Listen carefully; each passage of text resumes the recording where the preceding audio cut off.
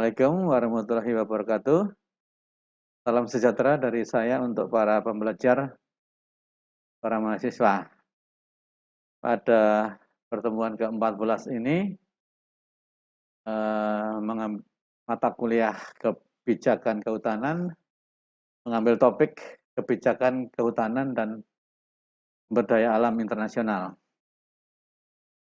Capaian target pembelajaran yang harus dicapai ada 3, yaitu mahasiswa mampu menjelaskan kinerja atmosfer ya, sebagai medium kontrol dari dampak negatif tentang eksploitasi sumber daya alam. Mampu menjelaskan 3 konvensi internasional bidang lingkungan dan kehutanan, dan mampu menjelaskan mekanisme konvensi perdagangan karbon dan kinerja pelaksanaannya di Indonesia. Dahuluan kita recall bahwa kalau beberapa pakar kebijakan ya, itu seperti Rian Nugroho Dwi Jowiyoto itu tahun 2014 mengungkapkan bahwa segala keputusan yang dilakukan untuk ataupun dibiarkan untuk oleh otoritas publik ya, yang berdampak pada setiap orang yang berada di wilayah kekuasaannya itu adalah kebijakan publik ya. Tapi Bakri 2001 mengungkapkan bahwa adalah suatu pilihan yang diputuskan oleh decision making unit untuk mengatur tindakan setiap individu dalam satu kelompok atau komunitas agar berperilaku tertentu untuk mencapai target, tujuan maupun visi diinginkan bersama. Nah, konteks ini hutan merupakan domain publik ya, khususnya yang tidak dibebani hak. Yang dibebani hak pun masih ada kepentingan publik di sana. Karena itu kebijakan yang berkaitan dengan sektor kehutanan juga merupakan domain publik ya, bukan domain private semata. Tidak ada sumber daya yang tidak terkait ya, hansih ya, bebas pengaruh atau mempengaruhi dari sumber daya atau entitas yang lainnya. Karena itu kebijakan publik menyangkut sumber daya hutan pasti komplement ya dengan kebijakan publik yang berkaitan dengan lingkungan. Lingkungan itu sendiri didefinisikan sebagai segala sesuatu yang berada di luar diri, di luar decision making unit. Nah, peraturan perundang-undangan itu sebenarnya bukan kebijakan publik ya, melainkan produk dari suatu kebijakan yang dijadikan hukum positif ya, agar bisa efektif untuk mengikat perilaku individu. Hampir tidak ada negara yang tertutup sampai sekarang ini ya. Maka dewasa ini kebijakan publik tidak bisa selalu eksklusif ya, atau pun bebas dari kepentingan internasional ya. Itu ada dialektik ya, ada hubungan sebab akibat yang terus berlangsung menimbulkan dampak terus berlangsung gitu ya. Sejak KTT Bumi di Rio de Janeiro tahun 92 itu, kebijakan pengembangan sektor kehutanan khususnya di land use change and forestry dan lingkungan di setiap negara sangat dipengaruhi oleh perkembangan 3 kesepakatan atau konvensi yang dicapai di Rio de Janeiro. Yaitu pertama kebijakan tentang tindak United Framework Convention on Climate Change. Nah, terus kemudian United Nation Convention on Biological Conservation. Dan yang ketiga adalah United Nation Convention on Combat Desertification. Desertification ini penggurunan ya. Nah, kalau kita relevan juga ya penggurunan ini. Banyak juga tanah-tanah tua yang bahan induknya itu kuarsa, itu kalau ditebang hutannya ya nanti jadi gurun itu. Nggak bisa tumbuh suksesi tanaman dengan perubahan iklim ya, itu kan juga. memang sangat pelik dan rumit ya jalan untuk mencapai tujuan ya agar setiap individu itu taat pada perilaku positif dalam merawat lingkungan ya. Apalagi yang sampai level global ya karena kita membakar sampah pun itu adalah ada kontribusi pada uh, emisi CO2 dan berarti total banyak orang kan jadi pengaruh pada pemanasan global dan perubahan iklim. Itu perilaku individu membakar sampah. Nah itu karena berkaitan apa? Ciri dan masalah sumber lahan dan lingkungan sebagai suatu sumber daya bersama di level global ya. Cirinya ya dan sekaligus masalah setiap orang mau memanfaatkan tetapi setiap orang mau berlepas tangan dengan tindak apa namanya dampak negatifnya ya ya sempat orang melakukan rent seeker itu membuang sampah ya membuang apa namanya emisi ya. Nah UNFCCC bersama UNCBD ini prinsipnya pembangunan kehutanan dan UNCBD merupakan produk dari kelembagaan KTP Bumi yang sangat inovatif ini. Tapi banyak yang belum efektif ini. Banyak perilaku individu di semua negara melanggar ya. Bahkan ada yang terancam bubar seperti UNFCCC itu pada protokol Kyoto tahap kedua itu kan.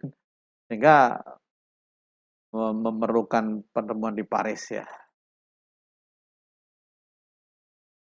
Tapi harus diingat bahwa sumber daya alam itu bukan hanya sumber daya hutan ya. Perlu disadari ya, tetapi sumber daya lahan, sumber daya air, tambang, atmosfer itu sumber daya alam ya. Natural resource di situ ya.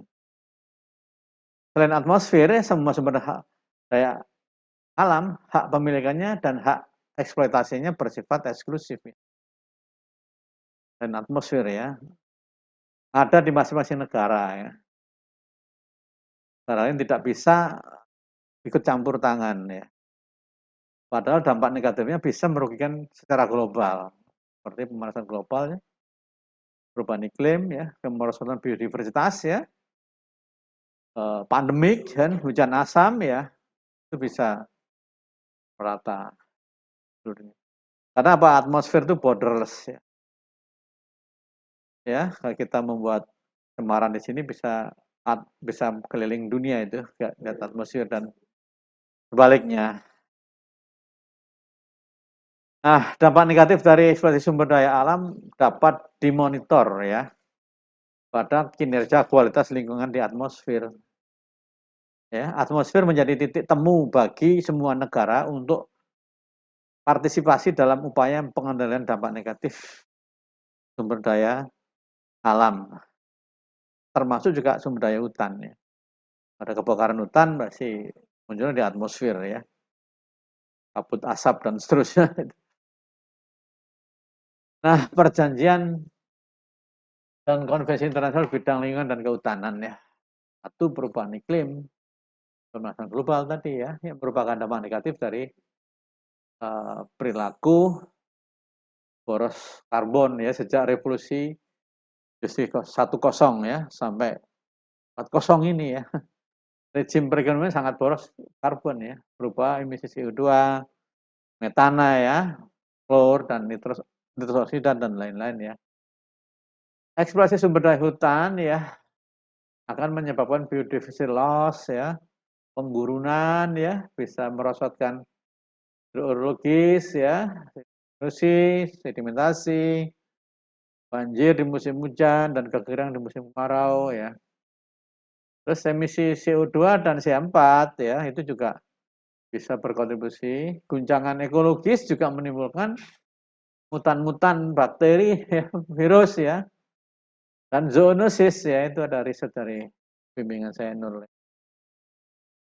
Juga avian flu, Rohayati juga ini ya. Ini dan pandemik termasuk SARS, MERS dan babi ya, termasuk belakangan ini COVID itu kuat. Ini sumber-sumber polutan CO2 ya, ini paling banyak dari bahan bakar fosil. Yang kedua dari deforestasi ya ini ya. Selebihnya yang lain tuh ya. Nah, ini mekanisme pemanasan global tuh sudah umum saya dikenal, tapi untuk S1 mungkin baru baru belum banyak ya pemahamannya ya. Intinya emisi dari sejak revolusi Industri 1.0 itu sampai gini yaitu CO2 dan lain-lain tadi atau gas rumah kaca itu berkumpul di stratosfer. Di situ merusak lapisan ozon. Ozon itu O3 ya, superoksida itu sebenarnya. Kalau itu rusak ya maka sinar ultraviolet dari ruang angkasa itu menembus bumi. Ya, menembus bumi lebih banyak gitu. Itu sangat berbahaya, kanker dan segala macam penyakit. Terus kemudian pantulannya berupa inframerah gelombang panjang ya. Kalau ultraviolet kan gelombang pendek, daya tembusnya besar itu ya. Ya, masuk bumi lebih banyak, kemudian dipantulkan gelombang panjang sehingga nggak bisa keluar karena gelombang panjang terhalang oleh gas-gas rumah kaca yang berkumpul di stratosfer itu, sehingga bumi selalu seperti oven ya, kalau oven bikin kue. Ya, jadi efeknya seperti efek rumah kaca yang di percobaan orang-orang pertanian atau agronomi itu ya. Kalau dalam ruang itu panas betul itu ya. Nah, ini bisa melelehkan kutub utara, es kutub selatan juga menimbulkan eh, level muka air laut dan seterusnya ini banyak sekali dampaknya itu. Nah, kalau kita lihat siklus karbon global ya ini sumbernya IPCC 2007 ini. Ya. International Panel on Climate Change. Jadi ini adalah lembaga yang setiap tahun tuh rapat tentang perkembangan UNFCCC itu sampai terakhir tahun ini baru mau berjalan ya. Nah ini ternyata ya itu kita kan tadi mengatakan bahwa atmosfer sebagai kontrol titik temu kita bermasalah mempermasalahkan maupun mencari kesepakatan ya dalam pengelolaan sumber daya alam itu bisa ditangkap di atmosfer tuh ya, stoknya di atmosfer sekitar 70 gigaton CO2 ya, bisa dikonversi lah kalau ke C berapa itu dikalikan perbandingan massa jenisnya aja ya kan itu ya, itu biasa masalah kimia biasa gampang gitu ya. Dan paling banyak itu masih di stok bahan bakar fosil ini makanya kalau tidak ada inovasi kelembagaan internasional ya, saya lihat di Eropa Barat seperti Swedia, Norwegia itu sangat radikal untuk membatasi bahan bakar fosil itu, terutama dari batu bara itu luar biasa ya, sama petroleum ya, minyak bumi itu, ini akan karena dia tanpa investasi panen gitu loh ini ya, ya biaya investasinya biaya modal kerja eksploitasi itu aja. Ini suplainya 6,3 gigaton per tahun CO2 ya. Atmosfer. Sementara laut itu masih menyerap karbon ya. Masih ada neto 2,3 gigaton ya. Nah ini yang terestris ini, vegetasi dan tanah. Ternyata hutan dan lain-lain itu biome itu masih lebih rendah itu daripada yang ada dalam tanah ya. Ya, dalam tanah 2000 gigaton. Ya, vegetasi hutan tuh cuma seperempatnya dari tanah ya, makanya REDD kita sangat harus memperhitungkan yang ada dalam tanah karbon itu. Nah, ini tidak aja hanya hutan dan avolu, ada bilangnya avolu mereka ya, agriculture ya, yang UN apa land use, land uses, and forestry itu loh. Terus beberapa dampak biofisik ini jelas ya ini perubahan pola distribusi dan intensitas hujan ya karena kutub utara selatan itu meleleh maka air laut itu menjadi lebih encer sehingga evaporasinya besar sekali. Mengakibatkan apa? Intensitas hujan itu besar tapi waktunya pendek. Jadi lebih merusak itu ya. Semula dam katakan apa namanya? Dibangun dengan jaminan 300 tahun mungkin karena besarnya intensitas hujan yang apa namanya? Singkat tadi ya bisa jebol dalam waktu yang direncanakan ya karena suplai run off-nya jauh berlipat ya. Nah, ini juga erosi sedimentasi sama yang di badan dan perairan itu rusak juga sampai terumbu karang di laut juga ya, dapat suplai dari daratan yang sudah sangat banyak beban sedimen ya. Nah ini timbangan ekologis ini bisa sensitif tadi ya, mikroba, virus, bakteri, protozoa ini bisa mutan baru merusak kesehatan ya. Ya menurut IPCC ya itu 20-30% ini akan lebih peka terhadap kepunahan. Banyak spesies. Ini 3 ratifikasi di konvensi global tentang lingkungan yaitu paling tidak ada 3 tadi yang disebutkan ya, dari produk dari apa namanya KTT Bumi ya, itu UNCBD ya, diratifikasi menjadi Undang-Undang Nomor 5 Tahun 94 itu ya, tentang pengesahan UNCBD. Terus UNFCCC itu dengan Undang-Undang Nomor 6 Tahun 94 juga, luar biasa ya. KTT 2092-94 kita sudah ratifikasi menjadi hukum nasional yang mengikat semua individu yang ada di wilayah Indonesia. Jadi punya sanksi hukum di situ. Terus UNCCD, United Convention on Combat Desertification, anti penggurunan ya ini, hanya dengan perpres ini. Tapi jangan salah ya, di beberapa tempat di Kalimantan saya dulu sering survei menemukan kuarsa itu ya. Ya hutannya sih subur, ketika udah ditebang ya, kuarsa apa yang bisa tumbuh ya? Jadi gurun itu bahaya juga itu ya. Itu diproteksi itu ya. Nah ini dari kita lihat perjalanan atau peta jalan dari UNFCCC ke Protokol Kyoto dulu ya. Ini kesepakatan pembentukan pasar karbon ya. 77% lebih dari GRK itu berapa CO2 kebanyakan ya. Karena itu selalu menjadi ukurannya ya, pakai mata uangnya ya. Walaupun dia bentuknya metana, kita konversi ke CO2. Ya, tinggal mengalihkan perbandingan berat molekulnya aja, gitu ya. Panglah itu ya. Ya, sementara ini negara berkembang ini yang dalam protokol Kyoto disebut ada 2 kelompok di sana ya, ada non aneks 1 itu negara berkembang ya dalam protokol Kyoto itu ya. Protokol itu tata cara ya, karena UNFCCC itu kesepakatannya nggak ada yang patuh ya. Ingin menurunkan emisi 2,5% dari level emisi 98, ternyata 90, ternyata sampai 97 itu belum ada yang menurunkan karena memang risiko akan menurunkan apa? Pendapatan, banyak pengangguran ya. Semula pabriknya beroperasi 24 jam, harus dibatasi cuma 12 jam. Secara politik nggak akan mau negara itu. Sehingga tidak ada lah yang patuh itu. Semuanya melanggar konvensi itu. Akhirnya berkumpulnya di protokol Kyoto membangun tata apa namanya konvensi atau kebijakan internasional yang disebut protokol Kyoto. Protokol itu tata cara itu aturan, tata aturan kan itu. Ya, jadi institusi juga ya bahwa kalau di negara maju kan kesepakatannya harus menurunkan emisi.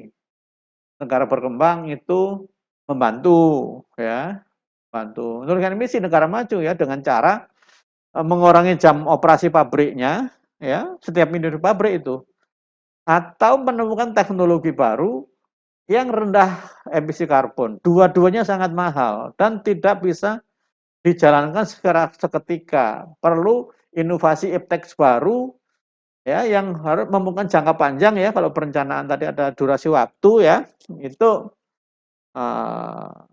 nggak segera lah. Nah, selama kurun itu kan emisi jalan terus, bahkan terus meningkat, gitu ya.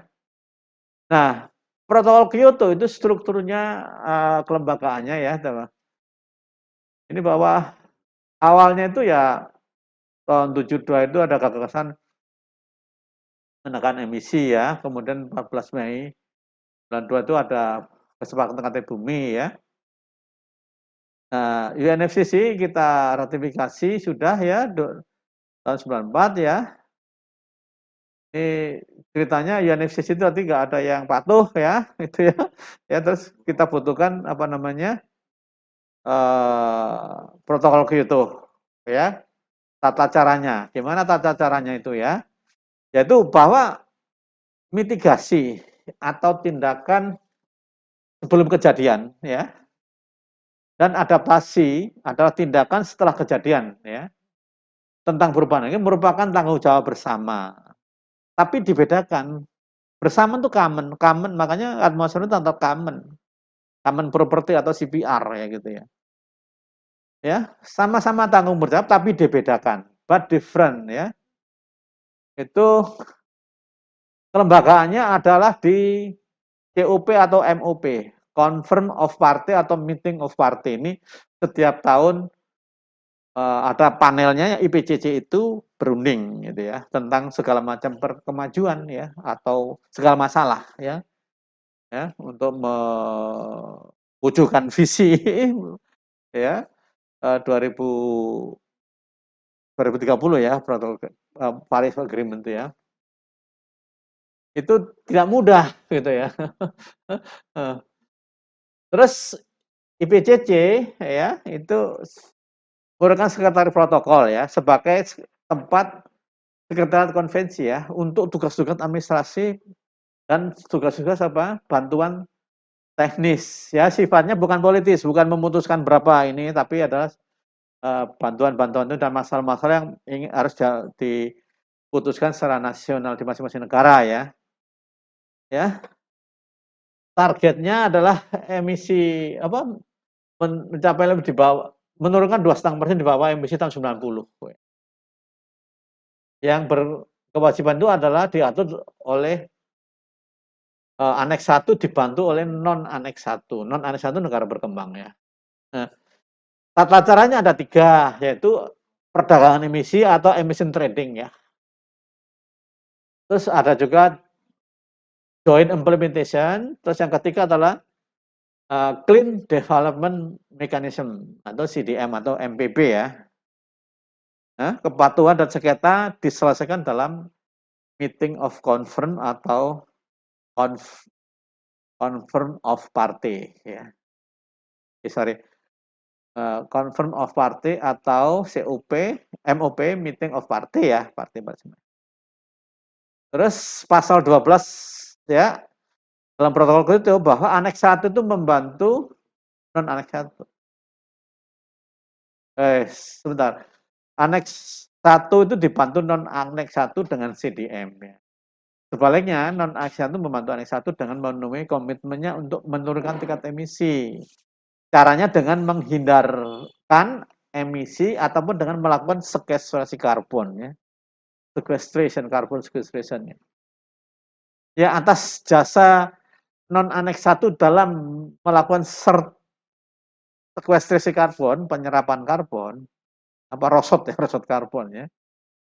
Maka negara-negara para pelaku di aneks 1 ya, para pelaku agen-agen gitu petani karbon ya, itu mendapat sertifikat penurunan emisi dibayar ya. Nah itu kalau kontraknya bisa 5 tahun, ya mungkin kalau di kehutanan bisa sengon ya 5 tahun ya.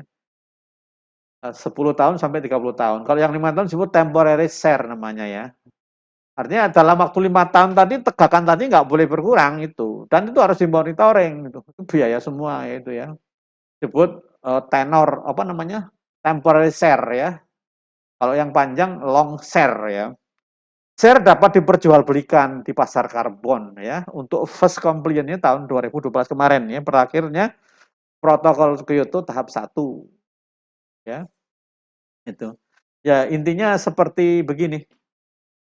Negara setiap industri di negara aneks 1, negara-negara industri plus negara-negara Eropa Timur bekas Uni Soviet yang sedang bertransisi menjadi negara industri, itu diwajibkan setiap industrinya harus memegang pengurangan emisi. Itu kan mahal. Makanya minta tolong negara berkembang itu untuk mempertahankan tegakan pohon atau biomanya. Yes. Sehingga CO2 itu tidak beredar di atmosfer ya, tapi diparkir dalam biomasa. Kalau pohon itu berupa kayu, kayu ditebang pun masih menyetok karbon di situ ya. Ya negara maju, setiap industri di negara maju dan yang tergabung dalam aneks 1 itu diwajibkan punya ya semacam token lah. semacam token yang kita ditiru ya, jadi token itu. Nah, ini uang ini dibayar kepada petani seperti di negara berkembang di Indonesia ini ya gitu ya. Ya atau sektor-sektor lain ya. Ya. Dan ini bisa diperjualbelikan seperti saham gitu. Ya mungkin detailnya ya ada shopnya masing-masing lah itu para mahasiswa di level S1 mungkin harus menelusur sendiri lah itu ya karena waktunya juga terbatas. Nah, ini 3 moda ya perdagangan karbon ya. Pertama itu tadi sebutkan perdagangan emisi. Ini kalau dalam kebijakan penurunan semuanya ya pengendalian lingkungan ini pakai semacam apa ya?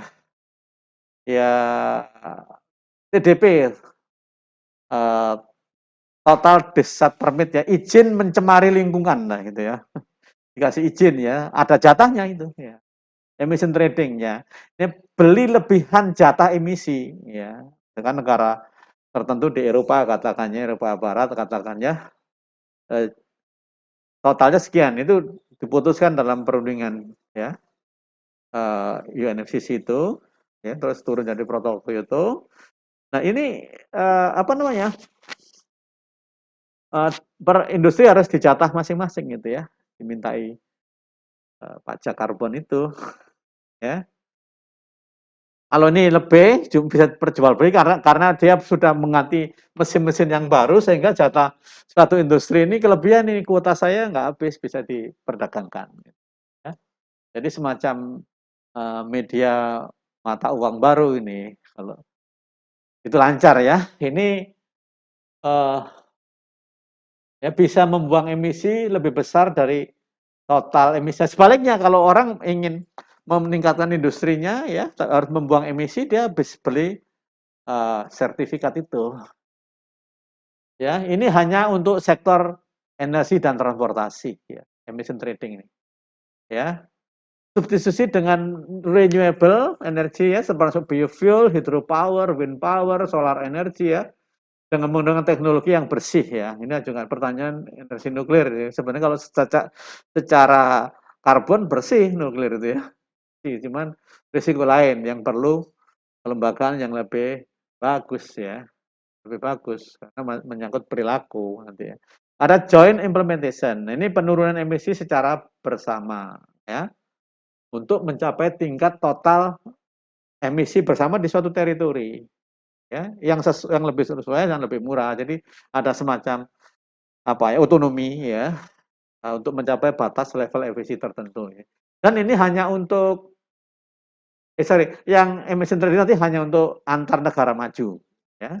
Dan juga joint implementation ini juga antar negara maju ya. Ini menghasil namanya emission reduction unit satuannya ya gitu. Terus yang ketiga dan hanya untuk tambahan emission trading sama CDM untuk joint implementation ya. Khusus sebenarnya. Terus mekanisme pembangunan bersih MPP atau CDM ya. Nah, ini untuk negara maju dan negara berkembang atau negara aneks 1 sama non aneks 1. Ya, untuk memenuhi target emisinya aneks 1 dapat melakukan investasi di non aneks 1 ya. Inggris investasi di Indonesia gitu. Ya. Sedangkan di negara berkembang atau non Asia itu berkepentingan untuk mencapai pembangunan berkesinambungan. Jadi beli teknologi baru. Nah ini juga sebenarnya kalau kita cermati di situ ada kepentingan kapitalisme ya, tidak semata-mata ya itu biasa lah namanya perdagangan ya. Ada itu ya. Jadi nggak bisa bersih apa namanya ya itu lumrah ya di mana lumrah ya. Menggunakan medium pertukaran share ya, di mana COP sama MW adalah yang mensertifikasi. Partisipasi non-aneks itu dalam mengatasi dampak dari perubahan iklim melalui mitigasi dan adaptasi. Mitigasi itu segala tindakan untuk menekan dampak sebelum terjadi, ya. Menemukan teknologi baru itu termasuk mitigasi. Nah, adaptasi ini adalah untuk beradaptasi, ya. Apa namanya? Kegiatan yang bisa menurunkan dampak yang sudah terjadi. Ya jelas kita ya ada fotosintesis ini ya, ada CO2 yang apa itu entropinya besar ya, acak-acakan ya itu ya di udara. Terus sama H2O yang dari serapan akar ya, dari air. Terus sana energi foton, foton matahari ini gratis, energi yang sangat gratis ya. Ini menjadi apa namanya? Glukose ya, glukose nanti terus menjadi rantai-rantai panjang beta 16 menjadi kayu ya, serat dan lain-lain ya. Sama membebaskan O2 ini yang kita masih nggak bisa klaim ya. Nah, ini intinya kalau digambarkan institusi pasar itu adalah ada permintaan share di negara maju karena masalah pemanasan global. Sebaliknya kita adalah pemberi pensuplai. Demand sama supply itu institusi pasar itu ya. Ya, ini ada biaya transaksi nih, luar biasa. Ya, ada biaya abatement, adalah biaya untuk menurunkan emisi ya. Biaya transaksi itu biaya yang keluar tapi nggak menghasilkan return. Bisa biaya MRV itu biaya transaksi semua itu. Jangan salah dengan exchange cost ya, beda sekali. Untuk sampai pasar tuh banyak sekali biaya transaksi, rapat-rapat, perundingan ya, membuat peraturan itu semua biaya transaksi. Semua biaya yang keluar tapi nggak ada return, itu biaya transaksi. Terus ya ini CDM ini berimplikasi pada aforestasi sama reforestasi. Kita terjemahkan sebagai REDD sampai sekarang menjadi REDD plus 2 itu. Aforestasi itu ada definisinya. Menghutankan areal yang sudah 50 tahun atau lebih bukan berupa hutan gitu loh.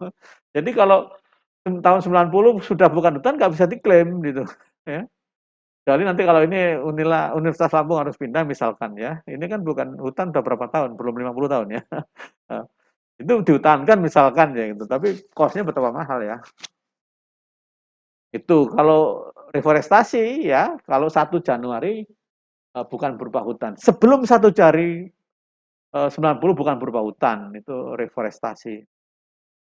Nah, definisi hutan diserahkan pada masing-masing negara ya. Baik, itu shop-nya sudah ada nih di sejak waktu masih Menteri Negara Lingkungan Hidup ya. Ini kinerjanya ya, kinerja di Indonesia ini ternyata yang di sektor kehutanan belum jalan ya. Kita itu penghimpunan gas metan ya dari pabrik-pabrik ya. Terus penghindaran keluarnya gas metan ya dan lain-lain ya. Ini mau selesai protokol Kyoto jilid 1 ya. Nah, ini dari protokol Kyoto ke Paris Agreement ya. Konvensi of Party ke-15 di Copenhagen ya 2019 itu gagal total sampai yang mimpin langsung konferensi itu adalah kepala negara Denmark. Luar biasa itu. Sudah acak-acakan sekali ya. Karena apa? Selain karena hasilnya tidak signifikan, ya, COP15 ini juga dikejutkan oleh keluarnya beberapa negara aneks 1 yang mengundurkan diri dari protokol Kyoto komitmen periode kedua, termasuk Jepang sendiri. Bukan main itu ya. Jepang mengundurkan diri, Rusia mengundurkan diri, Kanada mengundurkan diri, gitu ya. Ya, Amerika Serikat malah dari awal nggak mau tandakan protokol Kyoto karena alasannya apa? Cina, Brasil, India, Indonesia itu adalah emiter terbesar, tapi tidak diwajibkan untuk menurunkan emisi. Tapi negara berkembang dan negara-negara yang lain selain Amerika berargumentasi bahwa negara-negara maju itu sudah secara gratis dari revolusi industri 1.0 membuang cemaran emisi gratis tanpa ada beban apapun.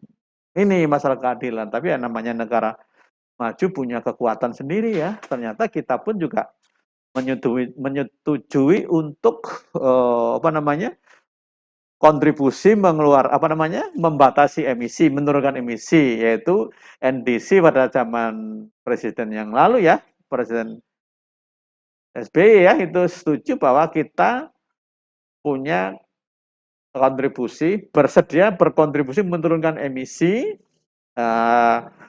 sebesar 26% kalau tanpa bantuan.